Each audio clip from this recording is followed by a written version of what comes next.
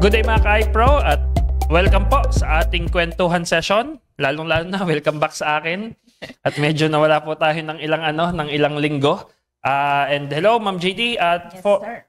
ngayong tanghali po kasama natin si Ma'am JD para i-discuss ang ating 7 cooperative principles ng ating mga cooperative at ito ay napaka-important ma'am nito eh. Lalo nang malaman natin kasi syempre kaya tayo sasali ng isang kooperatiba no kasi yung mga prinsipyo nila ay sumasang-ayon tayo sa mga prinsipyo na yon or meron tayo ng mga prinsipyo din na yon. So welcome po sa lahat. Ma'am JD. Yes, hello po sa ating mga viewers po, no, sa lahat po ng mga members po natin dito sa iPro Cooperative.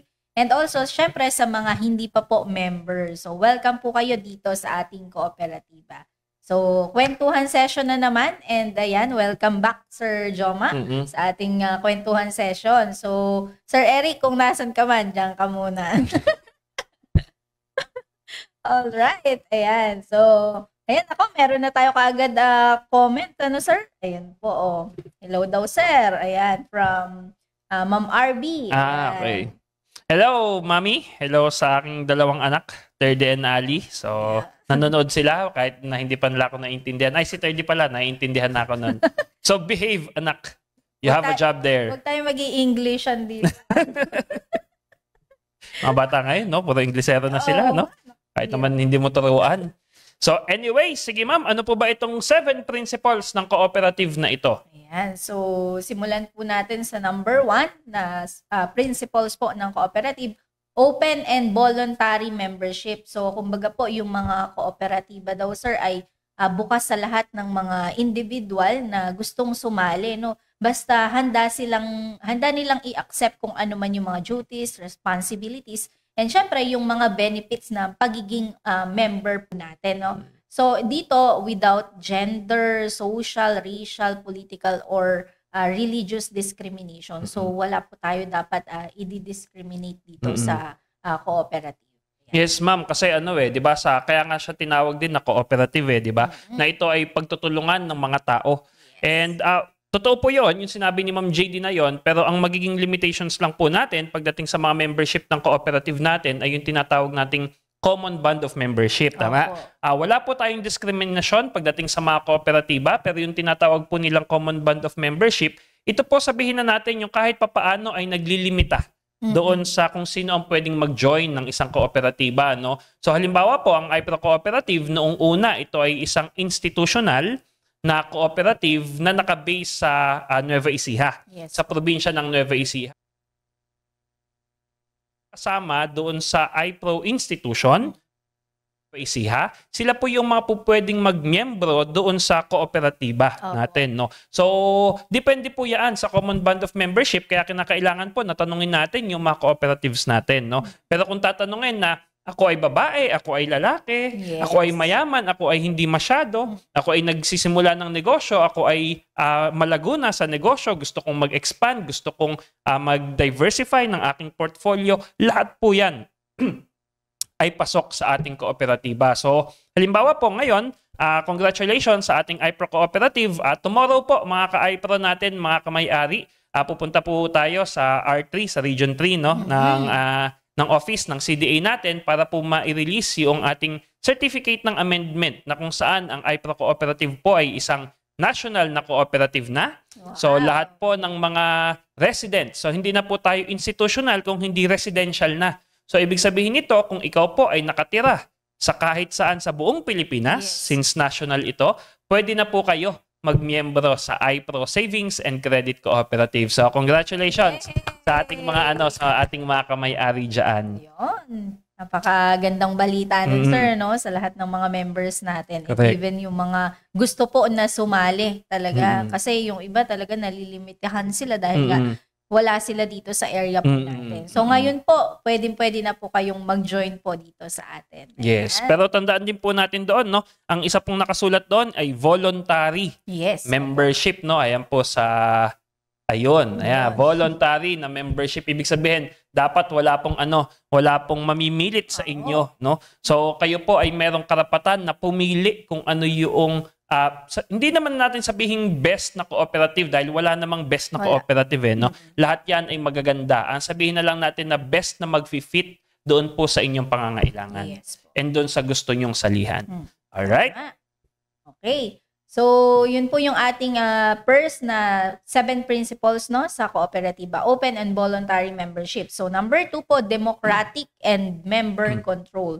So, ibig sabihin lang na to, lahat po ng mga kooperatiba ay, kumbaga, isa siyang demokratikong organization na kontrolado po ng mga member po or yung General Assembly. So, typically po, ang bawat member ay may iisa lang po na boto, no? Regardless po ng kanilang share capital or involvement dito sa ating kooperatiba. So, in short, equal po yan, sir, no? So, 1 voice, 1 vote din tayo and 1 member. Kaya nga ma'am, kung tutuusin sa isang business na perspective po, no, mas mahirap pong i-manage ang cooperative kaysa sa mga corporation, ano. Pero ito po yung advantage ninyo. Sabi po diyan is democratic member control. So democratic from the word democracy, no? Kasi dito sa atin parang viva voce din dito, 'di ba? May votation. Kung sino ang gusto niyo maging leader, kumbaga parang Pilipinas, may mga botohan, no? Kung sino ang gusto mong presidente, chairman, etc., etc., no? So, pinagbobotohan po ito. And ang ganda po sa ating sa kooperatiba, kahit na regardless kung magkano po yung kapital na nailagay ninyo doon, no? Meron po kayong karapatan as regular member, no? Ulitin ko lang po. Regular member po, meron kayong karapatan na bumoto. Kasi dalawa po yan May mga cooperatives po na associate yung member nila, no? Pag associate member ka, meron kang certain na privileges katulad ng isang member pero wala po kayong karapatan na bumoto.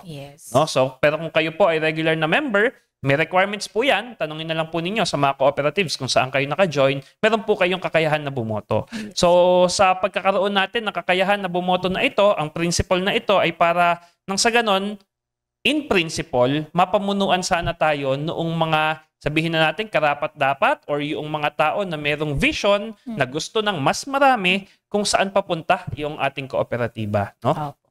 Ang isa pa rin po na principle na ito ay yes, meron po tayong tinatawag na CDA, no, yung Cooperative Development Authority, no. Ito po yung ahensya ng gobyerno na tumitingin sa mga cooperatives, etc. Pero at the end of the day, meron pong kakayahan ang kooperatiba or yung General Assembly natin na magbigay ng desisyon kung ano man po yung gugustuhin natin, no. So yun po yung mga control na meron tayo dito sa ating cooperative.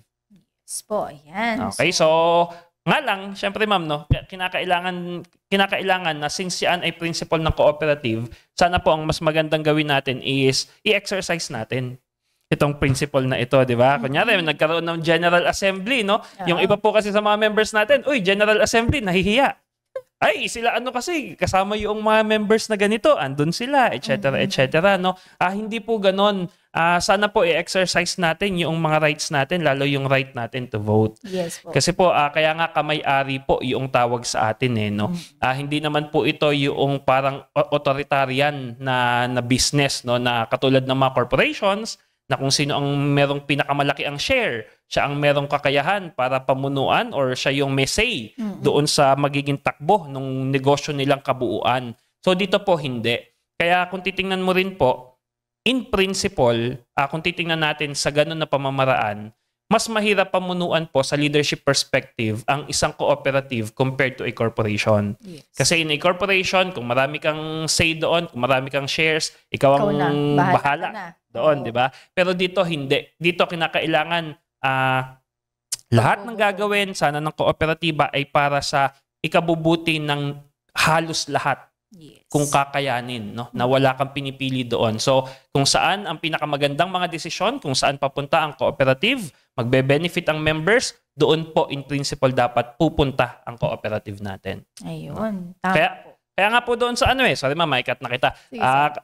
Sorry po, nag-enjoy lang. Tagal ko nawala dito Kaya nga po, di ba, halimbawa sa iPro Cooperative, no, nagkakaroon tayo ng mga binibigay natin yung HMO, na mga pinakamurang HMO na available sa public, yung mga insurance na meron po tayo dito ay kahit saan nyo po siya i-compare. napakaliit po ng mga babayaran dito, no? Halos walang kikitain kung tutuusin, walang ahente na kukuha ng mga komisyon, di ba? Na meron ka. Yun po yung mga mga benefits na additional benefits na po pwede po nating magkaroon dito sa ating cooperative. So ganun po siya kaganda kung tutuusin.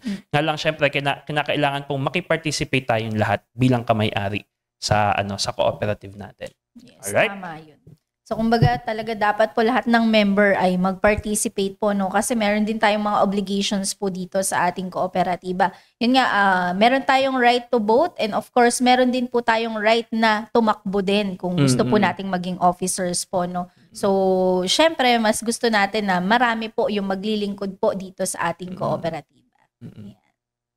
So number 3 po natin na principle, members' economic participation. So, ang member po ng kooperatiba ay naglalaan po ng mga equal share na capital dito sa ating co-op at democratic control nga po, no? Maaaring ito po ay sa pamamagitan din ng pagbili ng mga shares or yung paglalagay po ng pondo sa kooperatiba. So, ang mga economic benefits po na nagmumula sa operations po ng ating kooperatiba ay ibinabalik din po sa mga members po natin batay po sa kanilang mga participation. Yan. So isa lang po ang ibig nitong sabihin. Kung member ka, kailangan mong siyempre, kumbaga kailangan mong mag-invest, kailangan mong magbigay ng magbigay ng pag sinabi nating economic participation kasi marami naman pong bagay din yan no. Well, unang-una syempre is pera. Kailangan magbigay ka ng iyong shared capital, mag-deposit ka sa mga savings products ng cooperative, and then yung ating capital build up ay dapat continuous po yung pagbibigay natin diyan no ng monthly. Bakit ganon yung ginagawa natin? Kasi syempre ang isang kooperatiba ay isang negosyo pa rin. Yes. And ang isang negosyo ay tatakbo yan and continuous na mag-grow yan kapag una, syempre, napapamahalaan siya ng mga mapagkakatiwalaan, ng may mga credibility, ng merong mga skills ng mga tao, no? And may mga character, syempre. And pero ikalawa din, when it comes to expansion ng mga negosyo, syempre kailangan po ng lahat ng negosyo ng ng pondo na tuloy-tuloy na pumapasok sa kanya para mas makapag-operate siya and mas ma-maximize niya yung mga bagay na yon, no? Kasi kung titingnan po natin, halimbawa, ang isang savings and credit cooperative, ano ba ang isang operation ng isang savings and credit cooperative? Saan mo ba siyang corporation maibabangga? Simple lang naman po bangko. Yes po. Diba? So, ang bangko ay parang isang savings and credit cooperative na kung saan yung mga nagsisave sa kanila, yung mga deposits natin, treated as liability ng mga banks, yun yung mga ginagamit nilang pampaloan. Basically, ganun lang din naman po ang ginagawa ng cooperatives, Nga lang, syempre, may mga differences lang po yan. Pero yun po basically yung operations niya. Tanungin kita, Ma'am JD, kapag ba walang nag-deposit sa bangko, tingin mo mag-ooperate yung bangko? Syempre, hindi. No, di ba? Ano yung papautang tama, nila? di ba? Walang ipang gagalaw, walang ipang papaikot. Yes. Okay? That's the reason why kailangan, una, syempre, ikalawa, kailangan din nating mag-patronize ng mga products ng co-ops natin, di ba? So, kung merong mga, kung merong mga may savings product, may loan product, and kinakailangan mo naman. So, makiparticipate po kayo doon. O kung meron kayong ito, yung ginagawa ko po ito personally, Alam natin na ang bangko, ma'am, magandang negosyo? Yes or no? Yes naman, sir, maganda. Diba? Kumbaga, ang pagpapaloan sa pamamagitan ng ang pagpapaloan kasi pwede nating tingnan yan sa perspective din ng ng pagtulong sa kapwa. Kasi 'di ba, marami sa atin, halimbawa po, marami sa ating mga ka-iPro na may negosyo silang existing pero kinakailangan nila ng extra na pangkapital para nang sa ganun ay sumapat yung kinikita nila para sa operations nila. Yes. Ang mga ka-iPro natin na ito ay wala silang access sa bangko. Di ba? Ang hirap kasi minsan mag-loan sa mga bangko, sa mga malaking institutions, maraming etc. requirements. Oo. So, ang ginagawa natin doon is yung co-op ang nagiging gabay, ang nagiging way para po nang sa ganun ay, alam mo yon, makatulong sa kanila, no? So, sa akin din naman, personally, ang ginagawa ko, ang hirap kasi minsan sa pagpapaloan ay yung yung sinasabi nila kapag pinaloan mo mabait. Kapag singilan na, ang hirap. Tama? So, kinakailangan nating protektahan din yung sarili natin pagdating sa ganun, no? So, ako rin naman po ay ayaw kong nagpapaloan din before. Nga lang, may mga emergency situations na talaga nagiging positive din ang effect ng pagpapaloan sa ibang tao, no? So, ang ginagawa ko personally is, kung meron man akong perang extra, and kung gusto ko siyang ilagay doon sa business ng savings, ng credit, or kahit na ano po yung cooperative ninyo, no? Yung pag-invest nyo po sa co-op na yon ay isang pamamaraan para magkaroon ka rin ng negosyong ganon.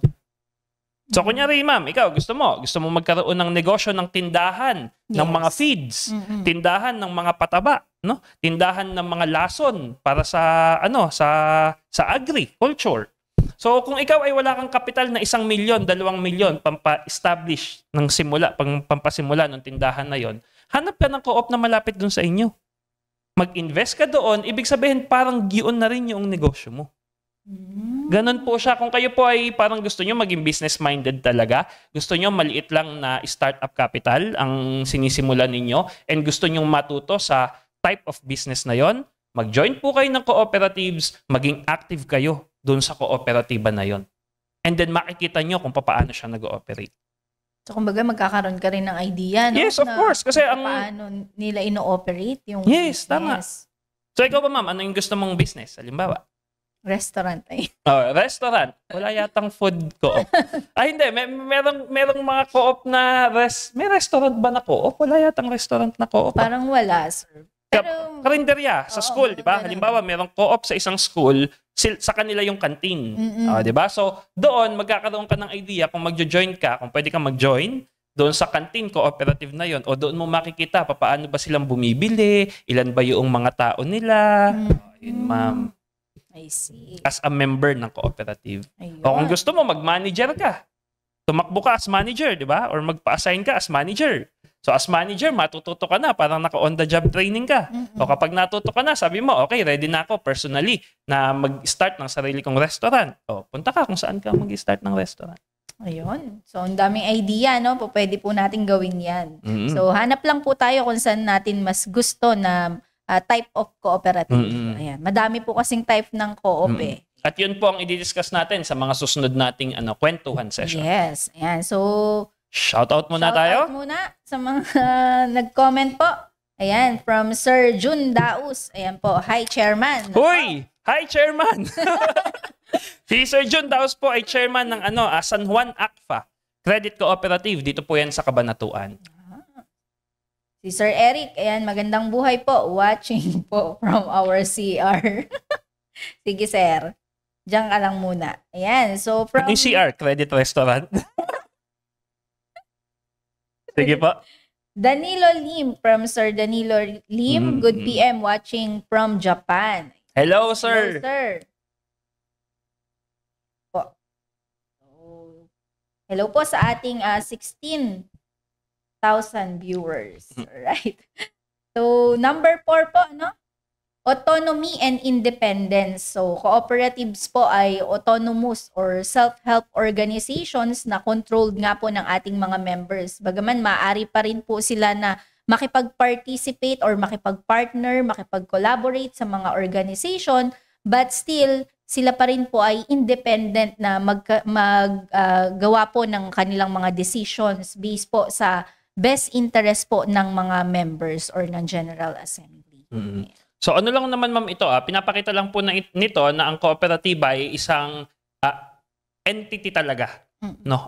Or isang, sa mga corporation kasi parang juridical person yata yon tawag nila doon, no? So parang isa rin po siyang negosyo talaga ang isang cooperative. Kasi po ang isang negosyo, sole proprietorship man yan, partnership or corporation, lahat naman po sila ay merong autonomy. Pagdating sa decision making na ginagawa nila, pagdating sa pagmamanage, pagdating sa sales, marketing, finance nung kanilang company, no? Syempre, of course, dapat nakasunod sa batas, di ba? As long as nakasunod siya sa batas. So, dito po again sa atin sa cooperative, meron po tayong CDA na nagmo-monitor doon sa best practices na ginagawa ng mga cooperatives, no? Pero hindi po nun ibig sabihin na kung ano yung sinabi noong governing body, parang yun na yung susundin nyo kaagad, ano? So, parang meron pa ring autonomy, may independence pa rin siya as a business na mag-create ng mga decisions na meron siya. So, let's say, sir, mag-create ng mga policies, mga ganyan. Kumbaga, si co-op alone pa rin po ang mag-decide doon. Yes, ma'am. Ayun. Okay. So, number 5 po, education, training, and information. So, ito po, no, yung mga co-op po ay nagpo-promote po ng mga education, mga seminars, training sa kanila pong mga members, employee po, and the broader community. So, even hindi po tayo member, no? So, nagpo-provide po sila ng mga information about sa nature and benefits po ng mga cooperative enterprises, enabling individuals to effectively participate po sa mga cooperative and contribute po sa mga development po ng ating economy. Yan. Ito po yung isang isang ganda pagdating sa cooperative well, lalo po doon sa iPro Cooperative kasi as you know doon sa mga members natin, 'di ba? Nitong year, ma'am, nung start ng year, nagkaroon tayo ng ilang week na training yon dito, 'di ba, sa office natin. Na welcome din naman sana lahat ng mga ka-member natin na yung training po na yon ay more on training natin. Personal goals, 'di ba? Yung sa mga goal setting natin, parang dream building na nagkaroon po ng training dito sa atin. Na libre naman po 'yon. Yes. Ngayon po ginagawa natin yung training pagdating naman sa financial management, hintayin na lang po ninyo 'yon sa ating mga members. Libre din po kayo doon. Yung mga trainings po na yan ay kung sa labas mo kukuhanin yan, kailangan mo pang magbayad Pero dito po sa atin sa iPro Cooperative, libre na po lahat 'yon sa inyo, Kasi ang growth kasi, syempre, ng isang individual ay nakadepende unang-una sa information na meron siya. Yung, di ba, yung makakayahan natin nung nag-i-start tayo, kaya ka nga nagtitake ng college, kaya ka nga nagtitake ng kahit na anong course mo, di ba? Parang sa ganun ay mag-grow ka, ma-educate ka, ma-train ka, parang sa ganun, eventually, magamit mo yun para sa ikauunlad ng sarili mo. Yun po ang isa sa mga principles ng cooperative kasi talaga na magkatulong-tulungan. Ano yung ibig nang sabihin? Kung ang isang kooperatiba ninyo ay merong mga miyembro na mga sabihin na natin naging successful na pagdating doon sa business nila. Halimbawa, sa iPro Cooperative po, meron po tayong mga members dito na mga successful na contractors, successful na may di ba, yung gusto mong negosyo, di ba, na restaurant. Meron po silang mga ganyan, Ang goal po sana ng cooperative ay pagsanib-sanibin silang lahat. Parang sa ganun, yung information dissemination mula doon sa mga successful na ay ma-transfer doon sa mga nangangarap and doon sa gustong mapaunlad yung mga sarili nila. So, yun po yung isang ganda pagdating sa cooperatives. And katulong po ang dyan katulong ang sa LGU, lalo po dito sa Cabanatuan, very supported po ng mayor na si Mayor Micah Vergara, ang mga cooperatives po dito. So, even yung CDA po dito ay meron pong meron silang mga ginagawang programs. Parang sa ganun ay mas ma-inform, may mga events po na ginagawa with the help of DTI, di ba? Para magkatulong-tulungan din lahat. Okay? So, yun po yung advantage ninyo. Education, training, and information. Right. Ayan po. So, message din. Sabi po ni Sir June Daos, yes, Sir Ericel, isa ako sa naniniwala at laging sumusuporta sa mga gawain ng iPro.